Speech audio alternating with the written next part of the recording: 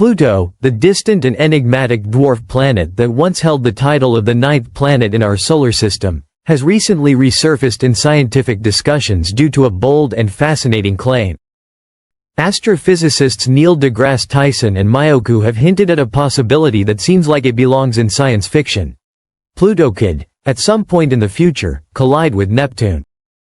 Although this idea may sound like the premise of a dramatic space thriller, it invites a closer look into the mechanics of planetary motion and what truly keeps these celestial bodies in their cosmic lanes. To understand how such a collision could even be considered, we first have to look at Pluto's unique orbit. Unlike the near-circular orbits of most planets, Pluto follows a path that is highly elliptical and tilted at about 17 degrees relative to the flat plane of the solar system, known as the ecliptic.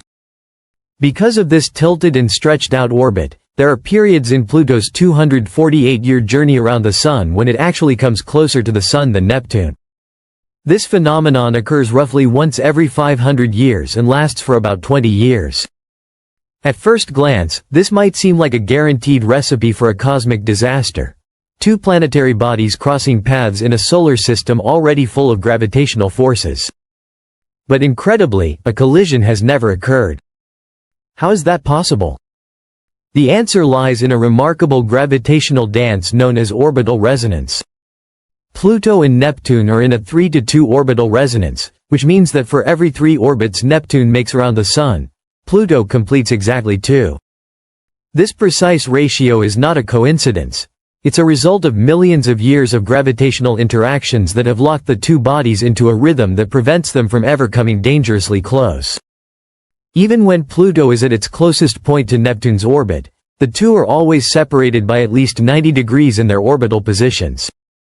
Think of it as a cosmic game of leapfrog, where the two participants are choreographed to never occupy the same space at the same time. But the story doesn't end there. Pluto's orbital stability is further reinforced by other dynamic factors, such as latitude vibration, its vertical oscillation above and below the solar plane, and the VSSK oscillation, a gravitational balancing act between the Sun, Neptune, and Pluto, described by scientists von Zippel, Chi, and L.V. These phenomena add layers of complexity that, paradoxically, bring stability. They ensure Pluto often passes well above or below the plane where Neptune travels, reducing the likelihood of any physical interaction. All of this falls under the realm of the three-body problem, a classic and notoriously difficult concept in celestial mechanics. It deals with predicting the motion of three interacting bodies, in this case, the Sun, Neptune, and Pluto. Even tiny differences in mass, velocity, or position can result in chaotic behavior over time. Yet, despite the theoretical chaos, Pluto's orbit has proven to be remarkably predictable over vast timescales. Back in the 1980s, when astronomers first ran detailed numerical simulations of Pluto's orbit, they found it to be chaotic in the mathematical sense. This doesn't mean unstable in the short term, but rather that small changes in Pluto's conditions could lead to large variations millions of years into the future. However, those same simulations also revealed that Pluto's orbit remains stable for at least tens of millions of years. It's a form of controlled chaos, an orbit that dances on the edge but never falls. A surprising hero in this story is Jupiter. Its immense gravitational influence, along with Saturn's, indirectly contributes to Pluto's orbital stability. These gas giants help shape the broader gravitational environment of the outer solar system, acting like cosmic referees that keep smaller bodies like Pluto in check.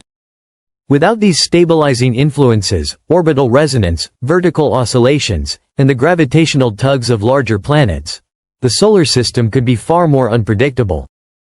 Planets could be ejected from their orbits, or crash into one another, turning the calm order we observe into chaos.